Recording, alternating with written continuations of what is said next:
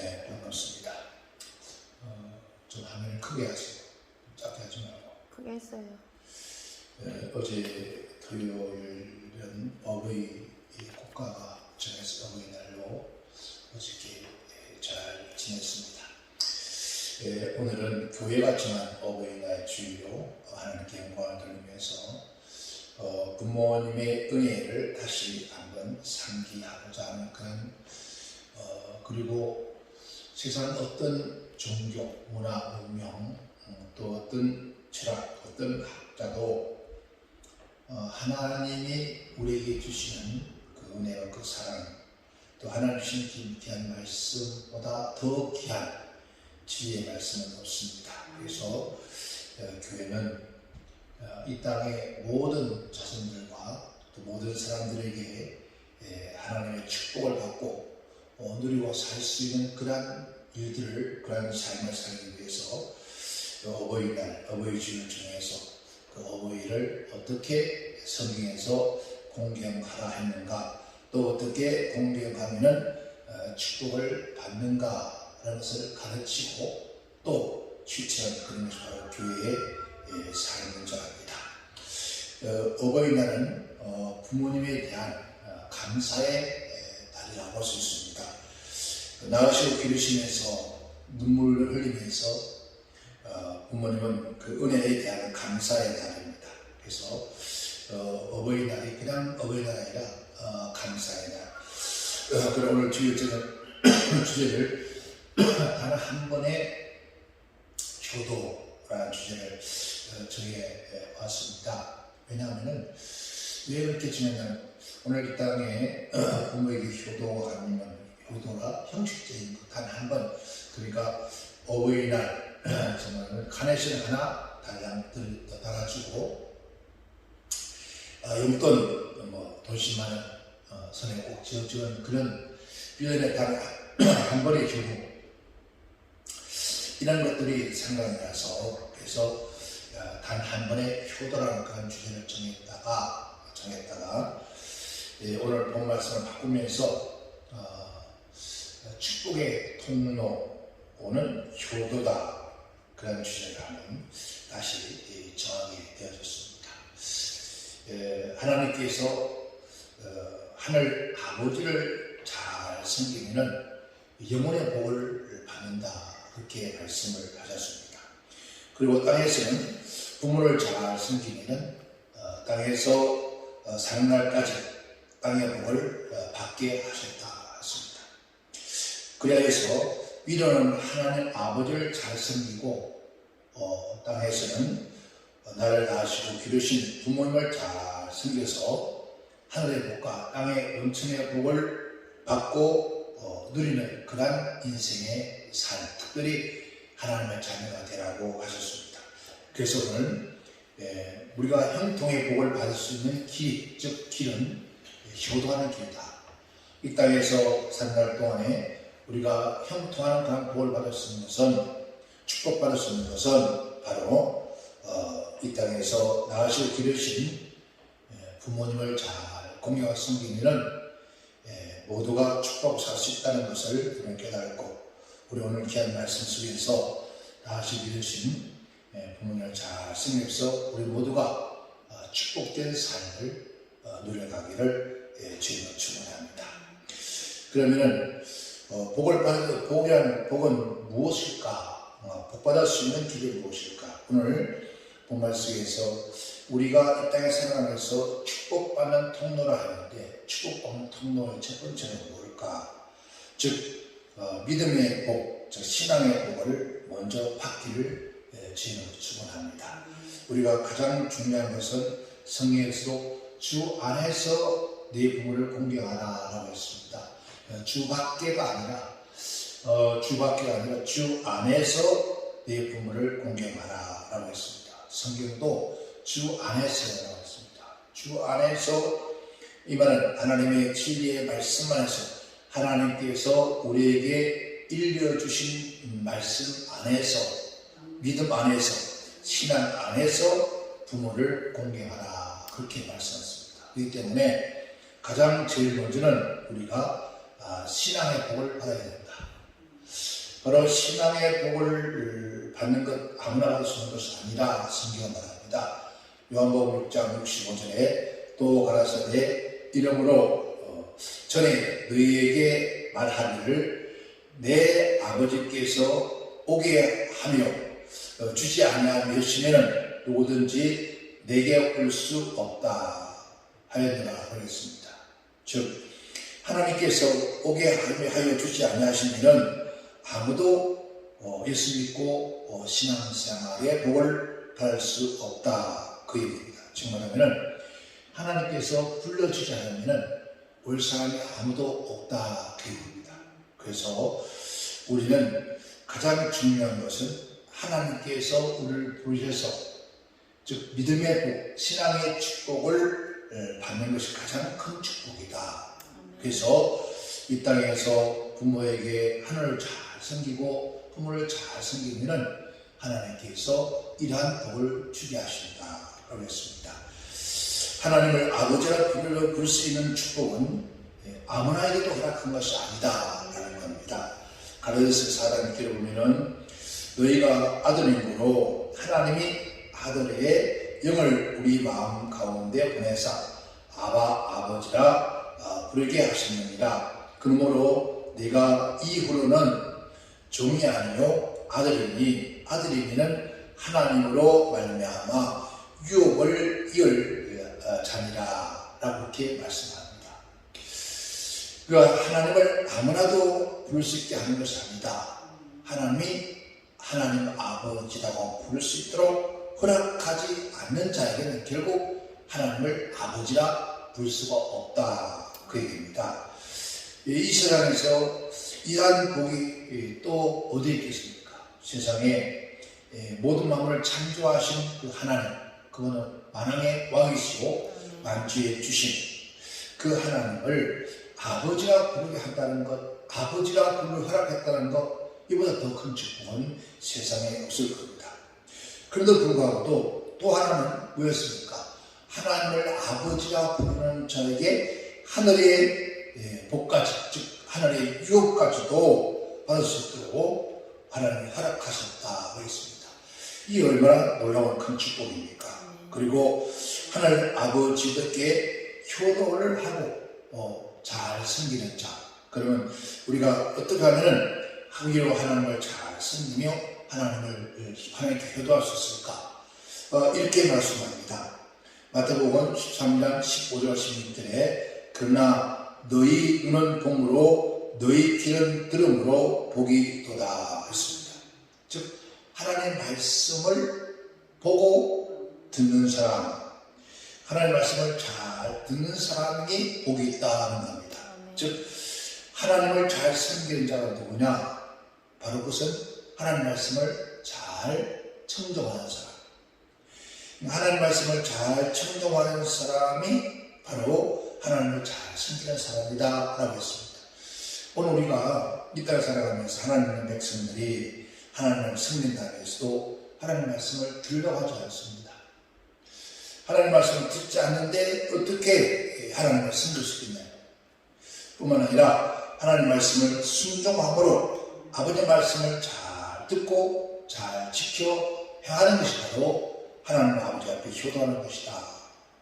오늘 우리는 위로 하나님을 잘 섬겨서 신앙의 복을 받을 수 있는 길은 하나님 말씀을 잘 듣고 순종해서 그 말씀을 실천하는 그런 자가 되기를 저는 축원합니다. 누가복음 11장 28절에 예수께서 가라사대 오히려 하나님의 말씀을 듣고 지키는 자가 복이 있느니라. 하나님 아버지 말씀을 듣기만 하고 지키지 아니하면 그건 아무런 소용이 없다는 겁니다. 그러니까 하나님 말씀을 잘 듣고 그 말씀을 잘 실천하는 그런 자가 되어야 한다.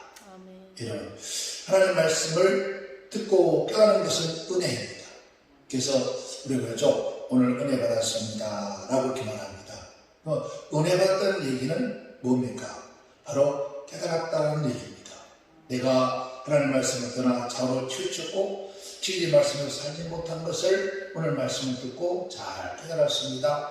오늘 말씀을 듣고 부모에게 효도하지 못한 것을 내가 깨달았습니다. 이게 은혜고, 그 다음에 은혜 받은 것을 실천하는 것이 바로 축복인 것이다.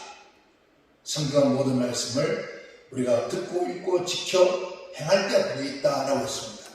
우리는 은혜 받은 것을 실천하는 그런 자가 복되다 했습니다. 그리고 뿐만 아니라 더 큰 은혜와 축복은 믿음의 복이 자손들에게 흘러가는 것. 즉 자손들에게 전수되어 가는 것. 그리고 주 안에서 모든 저주가 끊어지는 것. 그러니까 주 예수 그리스도 안에서 모든 저주가 끊어지고 아름다운 복된 신앙의 복을 즉 이어가는 것. 이보다 더 큰 축복은 세상에 없습니다. 그래서 디모데후서 1장 5절에 이는 내 속에 거짓 없는 믿음을 생각하라. 이 믿음은 먼저 내 외조모 로이스와 내 어머니 유니게 속에 있더니 내 속에 있는 줄 확신한다. 바울 사도가 믿음 아들 디모데에게 그 얘기를 합니다. 너의 지금 그 믿음, 너의 신앙성, 너의 신앙의 축복은, 믿음의 축복은 너희 외조모로부터 시작해서, 그죠? 로이스부터 해서 너희 어머니, 그리고 유니게 속에 있던 그 믿음이 너 또한 믿음의 유혹을 받았으니 내 속에 그러한 믿음이 있는 줄 나는 확신한다. 그 얘기를 하는 겁니다. 여러분, 이게 얼마나 놀라운 축복입니까? 우리가 이 땅에 살아가면서 나의 신앙이 대물림해 갈 수 있는 믿음의 역사네. 우리가 신앙생활 몇 대가 중요한 것이 아니라 진짜 그 믿음의 신앙이 여러분 전수되어 가서 그 믿음의 후계들에게 계속 이어가는 것만큼 더 큰 축복이 없습니다. 그래서 성경에 보면은 아브라함의 하나님을 만나서 성경이 되어집니다. 그때 아브라함의 하나님, 그의 아들이 하는 말이 이삭의 하나님, 야곱의 하나님이라고 해요. 이것이 바로 나와 내 자손들의 하나님이 되어져 가는 것. 나의 하나님, 우리의 자녀의 하나님, 그것도 다 무슨들의 하나님. 이런 신앙이, 모든 신앙이 이런 전수 흘러갈 때 이게 바로 축복이라는 거죠. 우리 모두 이 신앙의 축복을 누릴 수 있는 그런 자 되기를 저희는 축원합니다. 시편 128편 1절 2절에 그런 말을 합니다. 여호와를 경외하는 자는 이같이 복을 얻으리라. 여호와께서 시온에서 내게 복을 주실지니라. 너는 평생에 예루살렘의 복을 보며 내 자식의 자식을 볼지어다. 이스라엘의 평강이 있을지어다. 그러니까 신앙이 예루살렘의 복이라면서 하나님을 섬기고 경배하고 신앙을 잘 살아가는 삶을 너와 내 자손에게 이어를 받을 것이다. 오늘 우리는 이 복을 먼저 가장 받고 살아야 합니다. 우리 모두가 신앙의 아름다운 축복을 받고 누리기를 저희는 축원합니다. 두 번째 축복은 과연 무엇일까요? 에베소 6장 1절과 3절에 이렇게 말합니다. 자녀들아 너희 부모를 지원해서 순종하라. 이것이 옳으니라. 내 아버지와 어머니를 공경하라. 이것이 약속 있는 첫 계명이니 이는 네가 잘되고 땅에서 장수하리라. 이 성경을 제가 수없이 읽어봤지만 읽으면서 가슴에 닿는 부분들이 참 많아요. 땅에서 잘 되는 것, 이것은 뭐라죠? 사람이 만사 형통하는 것. 즉 형통의 축복을 말합니다. 즉 만사 형통의 축복을 말하는데 우리가 두 번째 축복인 인간이 원하는 만사 형통의 축복은 바로 자녀들아 너희들 부모를 주 안에서 순종하라. 그러니까 너희 부모를 주님 안에서 말씀 안에서 순종하라. 이것이 바른 길이다, 옳은 길이다. 주 안에서 네 어머니와 아버지를 공경하라. 이것이 약속 있는 첫 계명이다. 그러면 내가 잘 되고 땅에서 장수할 것이다 라고 합니다. 즉 말하면 만사형통의 축복을 받을 수 있는 길이, 그 길의 첫 번째가 즉 너희가 하나님이 아니라, 위로 하나님이 아니라 사람을 통해서, 즉 만사형통의 첫 출발점, 시작점이 인간관계를 통해서 형통이 시작되어진다 이 얘기예요. 부모와 자녀관계, 형제와 형제, 이웃과 이웃, 성도와 성도 간의 관계로부터 시작해서 시작되어진다 이 얘기입니다. 그냥 축복이 만사형통이 아니라 인간관계를 통해서부터 시작됩니다. 그 중에 제일 근본되는 것이 바로 뭡니까? 부모와 자녀 관계라는 거죠. 그러니까 부모와 자녀 관계가 아름다워야 이게 만사형통의 첫 번째 길이야. 자녀가 부모에게 불효하는 사람치고 어떤 인간관계에서 성공하는 사람이 없다. 그러니까 부모와 자녀가 부모에게 불효하는 자식은 그 어떤 인간관계에서 성공할 수 없다는 거예요. 그러니까 이 사회를 살아가면서 모든 사람은 사람과 사람을 통해서 이루어진 사건들인데 인간관계에서 이러면 성공하지 못하면 모든 삶에도 성공할 수 없습니다. 모든 삶에도 실패다. 그러니까 불효하는 사람은 결국 형통의 삶을 살 수 있다 없다는 겁니다. 하나만 얘기할까요? 우리가 살아가면서 지금 이 시대가 왜 문명의 시대라고 합니다. 문명의 시대라고 하는데, 즉 문화가 발달하는 시대, 학문의 시대. 그런데 오히려 학문을 배우지 못하고 교육받지 못하는, 세상 학문을 모르는 그런 사람들 오히려 더 부모에게 효를 다했습니다. 물론 잘못 배워서 그럴 수 있습니다. 학문을 하는 목적은 뭔가?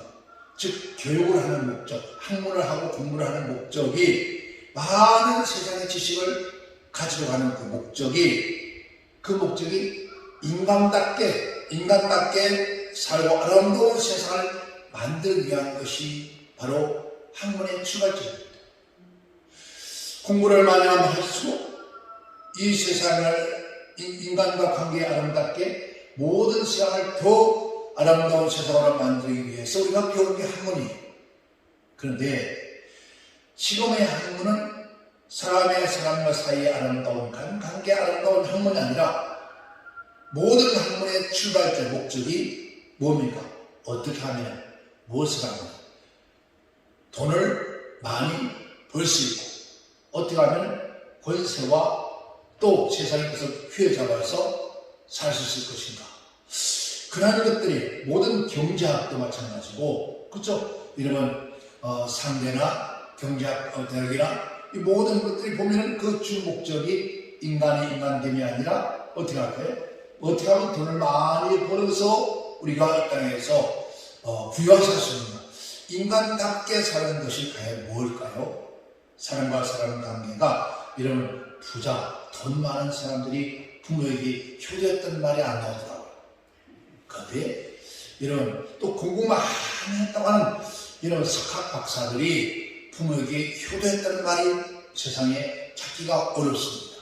그런데 거꾸로 이런 공부를 하지도 못하고 비록 농민을 할지라도 그 사람들은 오히려 효도가 어떠한 자가 더 많은 사람들을 볼 수 있습니다. 왜 그랬을까요? 배우지도 못하고 세상 학문을 배우지 못한 사람이 어떻게 부모에게 효도하는 것을 알 수 있을까요? 그것은 부모에게 효도하는 것은 가르쳐주는 것이 아니라 마음에서부터 우러나오는 거예요. 이게 전심이라는 겁니다. 즉 하늘이 주는 마음이라는 거예요. 그래서 하늘이 낸 효자라는 얘기들이 참 많이 나옵니다. 우리가 옛날에는, 지금이야 그런 것이 없지만 옛날에는 하늘이 낸 효자가 많았습니다. 우리 역사 가운데 왕 가운데서 왕 하나가 그런 효도하는 왕이 있었습니다. 인조대왕이라는 부모에게 효도하는 그러한 왕이었습니다. 사람이 많이 배울수록 고개를 숙인다라고 했습니다. 그것처럼 진정한 학문을 뜯어간 사람은 인간답게 살고 아름다운 세상을 만드는 것이 바로 학문의 정점이 되어야 되는 거죠. 그러한 것들이 없다는 거죠. 그런데 맹자는 그런 얘기했습니다. 맹자는 불효자식에 대한 5가지 얘기했습니다. 첫째는 자신의 몸을 결의하여서 부모를 공경하지 않는 것, 보양하지 않는 것. 두 번째는 술을 마시고 누름하고 파랑탕탕하면서 부모를 보양하지 않는 것. 재물을 탐내고 자기 자식들, 처자식만 사랑하는 놈. 그리고 자기 욕심만을 채우다가 부모를 욕되게 하는 것. 그리고 5번째는 난폭하고 살아온 행동을 해서 부모를 위태로운 지경에 만드는 것. 이 5가지가 불효의 근본이다. 맹자가 말하는 지금 현대사회도 마찬가지입니다. 현대사회에 시집가고 장가가는 내 남편, 내 자식밖에는 모릅니다. 내 아내.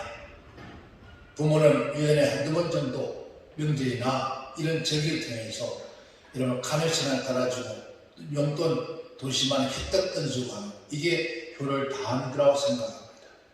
그러나 왜 그렇죠? 너무 바빠서 부모를 돌아볼 시간 여유가 없다. 그렇게 뭐가 그렇게 바쁜지요? 그렇게 바쁜 인생 살면서 살아온 나머지 인생에 과연 무엇이 있을까? 우리 한번 생각해 볼 수 있는 그런 자가 되길 바랍니다. 인간관계에서 제일 근본인 것은 부모와의 자식관계. 이 관계가 잘 되지 않으면 결국 형통할 수 없다. 반면에 부모에게 효도하는 사람은 어디 가든지 형통한 삶을 살 수 있다는 겁니다. 내 아버지와 내 어머니를 공경하라. 이것이 약속은 첫 계명이니 이는 내가 잘 되고 라고 했습니다. 뭐 했다고요? 성경에 기록된 아브라함, 믿음의 조상, 축복의 son 아브라함이 나옵니다. 아브라함의 아들 이삭이 나오죠. 이삭은 자신을 제물로 바치려고 하는 아버지 아브라함 말씀에 순종합니다. 그가 순종합니다. 즉 말하면 이삭을 위해서가 아니라 아버지 자신을 위해서 아들을 인신제사를 드리겠다. 아들을 길박하여 드리겠다고 그렇게 죽이려고 하는 그 아버지까지도 순종하는 아들. 여러분, 지금 이 시대에 여기는 목사도 마찬가지지만 우리 모두가 나를 위해서 자신을 위해서 자녀를 희생시키고 죽여서 자기가 영원롭게 되게 해서 그렇게 자기 생명을 보존하기 위해서 그렇게 한다면 어떤 자녀가 그대로 순종할 사람이 있겠습니까? 그런데 이 이삭은 그 아브라함 아버지 앞에 여러분 순종합니다. 그래서 하나님께서 그가 어디 가든지 형통의 복을 받습니다. 창세기 26장 12절에 이삭이 그 땅에 농사하여 그 해에 100배나 얻었고 여호와께서 복을 주심으로 그 사람이 창대하여 왕성하여 마침내 거부가 되었다라고 했습니다. 이삭이 그 땅에 나가서 아브라함 시대의 기근이 와서 그 기근을 피해서 아브라함이 애국으로 내려가는 그런 사건이 있습니다. 그와 같이 여러분 즉 비가 오지 않습니다. 비가 오지 않는데 이삭은 즉 유목민 양을 치거나 소를 치거나 나귀를 쳐서 살아가는 그러한 이런 족속들입니다. 그런데 그가 여러분 농사를 지금 전업을 했다는 겁니다. 농사를 지었는데 그 해에 100배 거뒀다는 겁니다. 그 해에 100배는 거뒀다. 그리고 하나님 복을 주심으로 마침내 왕성과 마침내 거부가 됐다는 거예요. 이것은 뭘 말합니까? 하느님이 복을 주셨다는 거예요. 즉 땅이 축복을 내줬다는 거예요. 땅이 솟아날 내줬다는 거예요. 땅이 저주를 받아 솟아날 내지 않으면 아무리 수고해도 소용이 없습니다.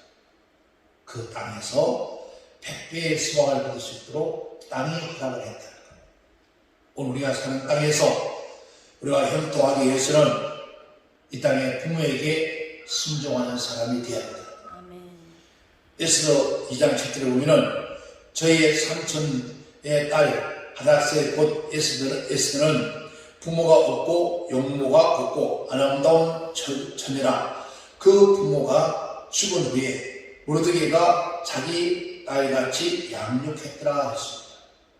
즉 그렇게 양육해서 시집을 보냈는데 왕가의 왕비가 되시죠.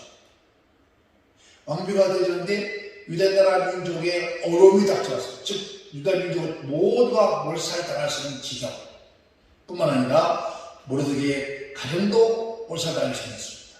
이때에 이제 나라를 살리기 위해서 모르드게가 에스더에게 찾아가서 이때 네가 말을 잠잠하여 말이 없으면 유대인은 다른 데로 쓰고 말미암아 노임물과 본을 얻으려니와 너와 네 아비 집은 멸망하리라. 내가 왕골 위기를 얻은 것이 이때를 위함이 아닌지 누가 알겠느냐라고 물어봐요.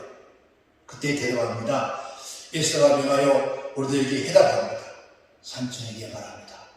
밤낮 3일 동안 먹지 아니하고 금식하고 그래서 내가 죽을 다고 왕에게 나가겠다 했습니다. 즉 에스더는 자신을 길던 삼촌인데 모르드게에게 말씀에 순종할 때에 위기에 빠진 이스라엘 민족, 유대 민족을 보낼 뿐만 아니라 이런 자신도 나가서 그의 가문도 이런 권능하는 이토록 자신을 키우던 부모님도 정말 자기를 기르던 부모님도 순종했다니까 가정의 이런 역사와 또나 국가의 위기를 거꾸로 형통으로 바꿔준 역사를 이루었다는 겁니다. 오늘 비록 나를 낳고 길지 않았다 할지라도 나를 낳아주신 분이 있어야 없다 할지라도 나를 길러준 오늘 에서는 나를 길러준 그 양부에게 순종했더니 그 양부로 순종했던 양부를 통해서도 하나님 복을 주시다는 겁니다. 오늘 이 땅에 우리가 순종하고 부모에게 효를 다하면 반드시 형통의 복을 받는다. 그리고 이 땅에서 생명을 가지고 사는 사람, 세 번째는 생명을 가지고 사는 모든 사람에게는 갈망하는 것이 있다는 걸까요? 우리가 아무리 신앙생활을 잘하고 또 자신들에게 신앙의 기회를 물려주고 또 나아서 우리가 농사를 짓고 부자가 됐다 할지라도 아무 말을 다 하다 할지라도 우리가 뭐 하지 못하면요 장수하지 못하면 이건 불행입니다. 고생하다가 천신만고 때 좋은 집 하나 사고 그래서 자기가 편하게 살 수 있고 또 좀 편하게 살 수 있을 때가 됐을 때 우리의 생명이 끝나면 이 무슨 소용이겠습니까? 이 땅의 모든 생명 가진 모든 인간은 뭘 소원할까요? 장수를 소원합니다. 그래서 길 가다 보면은 그런 동네가 있습니다. 장수마을. 그런 장수마을. 그래서 장수마을이라는 그런 마을에 들어가 보면은 보통 나이가 80세, 90세, 100세까지 살아요. 그런데 80세, 90세, 100세까지 사는 그 마을에 들어가면은 사람들이 뭐라 할까요? 물이 좋아서, 공기가 좋아서. 그런데 물이 좋고 공기가 좋아도 장수할 수 있습니다. 그러나 그 속에 깊이 들어가 보면은 그 마을에는 이런 벌써 3, 4대가 흘러가면서 한 마을, 즉 집성층을 이루고 살고 있다는 거예요. 보면은 몇 대가 그 마을에 살고 있습니다. 살고 있는데 보면 다 부모님을 모시고 살아요. 부모님이 100세가 넘으시고 심지어 아들이 70이 돼서 그 두 노인, 그러니까 나이가 든 노인들이 대를 이어가 살아가는 모습 보면은 얼마나 크고 아름다운 존재입니다. 그래서 장수한다는 겁니다. 그런데 성경은 말합니다. 출애굽기 20장 12절에 내 부모를 공경하라. 그리하면 너의 하나님 나 여호와가 내게 준 땅에서 내 생명이 길리라 라고 했습니다. 즉 부모를 공경하고 그러면은 하나님께서 우리가 사는 이 땅에서 생명을 길게 해주신다. 목숨만 기는 것이 아니라 하나님께서 간근하게 하신다. 사랑하는 자야 내 영혼이 자들같이 범사가 되어야 되고 간근하게 원하신다. 하나님은 간근하게 한다. 하나님께서 우리에게 주신 땅에서 오래 살 수 있는 약속은 계명은 뭐였습니까? 바로 부모님께 효도할 때, 부모에게 효도할 때, 하나님의 주신 땅에서 건강하고 풍요롭게 행복하게 장수하도록 복을 내려주신다 약속했습니다. 그 약속을 믿으시기를 저는 축원합니다. 그러나 반대로 부모에게 불효하는 자는 반드시 징벌하라 했습니다. 마태복음 15장 4절에 하나님이 이르시되 내 부모를 공경하라 하시고 또 아비나 어머니를 해방하는 자는 반드시 죽여집니다. 하나님 보시기에 불효를 제 악이다. 정말은 하나님이 보실 때 자녀가 부모에게 불효하는 것은 악으로 가르쳤습니다. 즉, 이 악도 어떤 악이다? 제 악을 했습니다. 그래서 신명기 20장 21절에 그 성읍의 모든 사람이 돌로 쳐 죽여지니 이같이 내가 너희 중에 악을 취하라. 그리하면 이스라엘이 듣고 두려워할 것이다. 즉 부모에게 불효하는 자는 즉 제약을 지는 자는 어떻게 하라? 돌을 쳐서 죽여라. 불효의 제약을 저리고 있는 이때에 그러면은 여러분 가정에서 교회에서 그리고 학교에서 효를 갖춰야 됩니다. 그런데 가정에서도 그 다음에 학교에서도 교회에서도 지금 효를 가르치지 않습니다.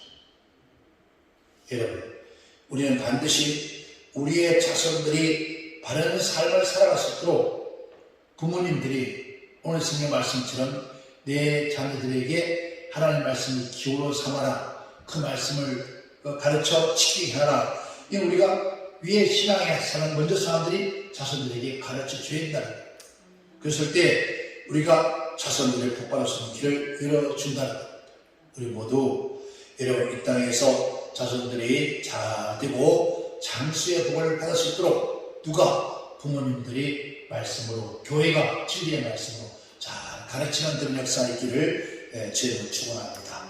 끝으로 위 세 가지의 복을 다 판다 할지라도 여러분 자손의 복을 받지 못하면은 아무런 소용이 없습니다. 오늘 여러분들이 이 땅에 응망장자가 되었다 합시다. 응망장자가 되었지만 그리고 참 오래 삽니다.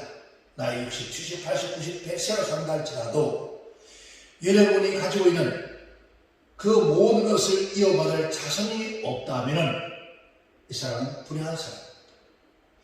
예레미야 35장 18절 19절에 그렇게 말합니다. 너희가 너희 선조 요나답의 명을 순종하여 그 모든 흉기를 지키며 그가 너희에게 명하는 것을 향하였도다.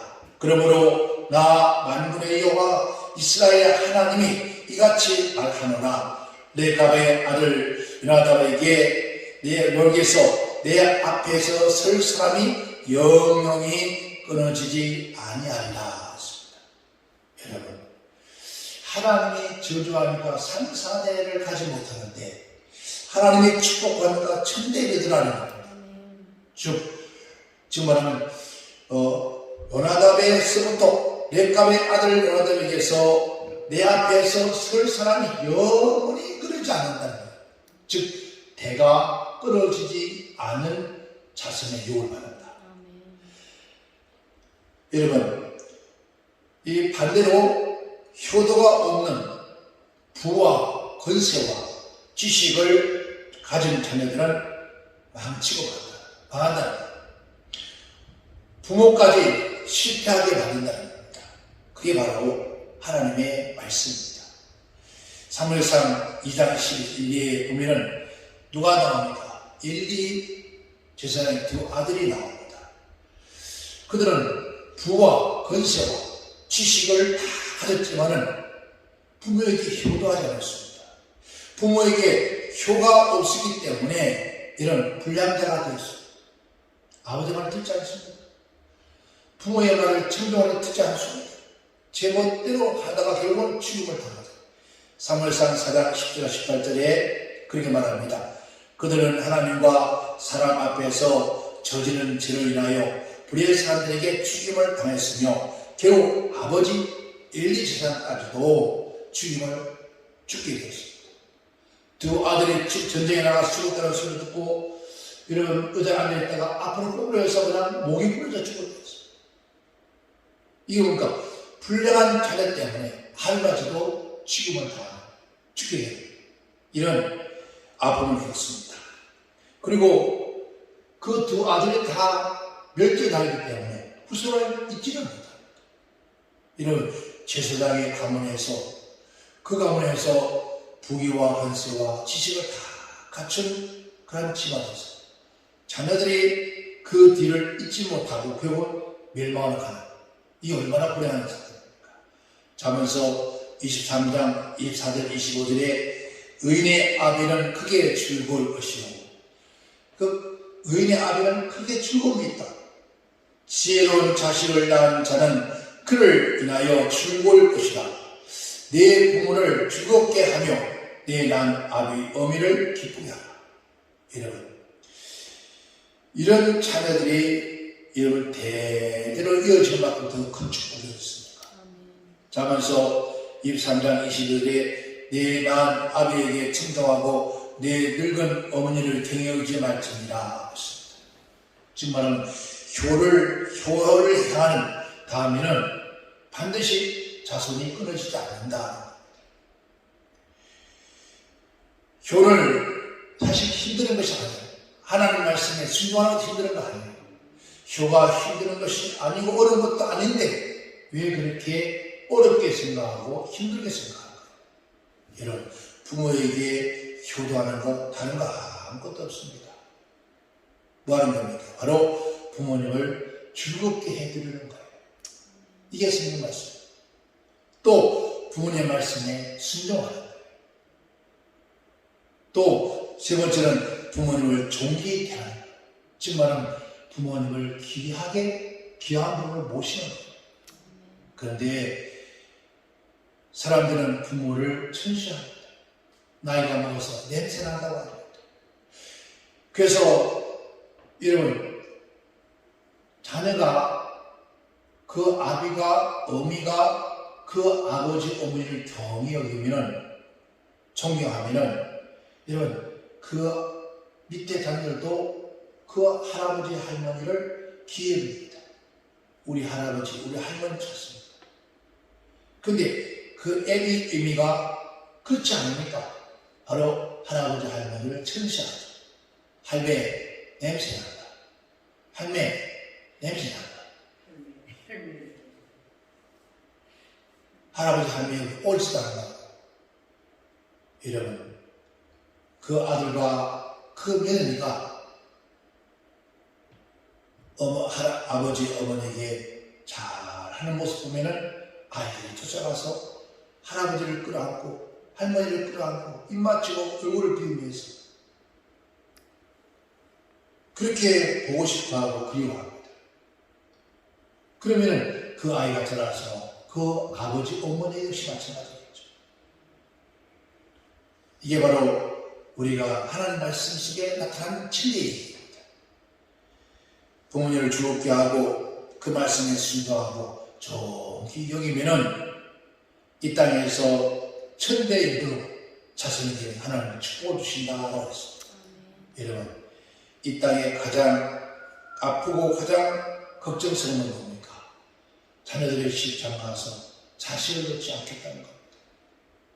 그리고 지금 모든 나라가 모든 국가가 여러분 두려워하는 것이 뭔지 아십니까? 왜 우리 한국이 지금 이혼인들을 받아들이는지 아십니까?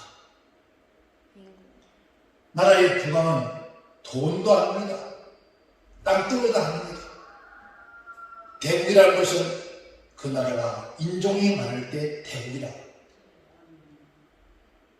우리 한국이 점점 자녀를 낳기를 싫어합니다. 그래서 우리의 이 땅에 이어갈 후손들이 점점 끊어지고 있다는 거예요. 이게 저주입니다. 왜? 위로 하늘에 하나님을 믿지 아니하고 이 땅에 부모를 효를 다하지 않는 그런 때문에 대가 끊어지고 있다는 겁니다. 그래서 앞으로 10년, 20년, 30년 가면은 우리 한국은 나라가 없어져요. 그러니까 외국 사람들을 끊임없이 받아들여서 우리나라의 다른 민족으로 채워져가고 있다는 겁니다. 우리 민족은 대개민족, 단일민족이라 했지만은 이제 단일민족이라고 말할 수가 없습니다. 이것이 바로 뭐였습니까? 위로 하나님을 땅에서는 부모에게 죄를 금하는 그 죄값으로 지금 우리가 이러한 형태의 삶을 살아가고 있다는 겁니다.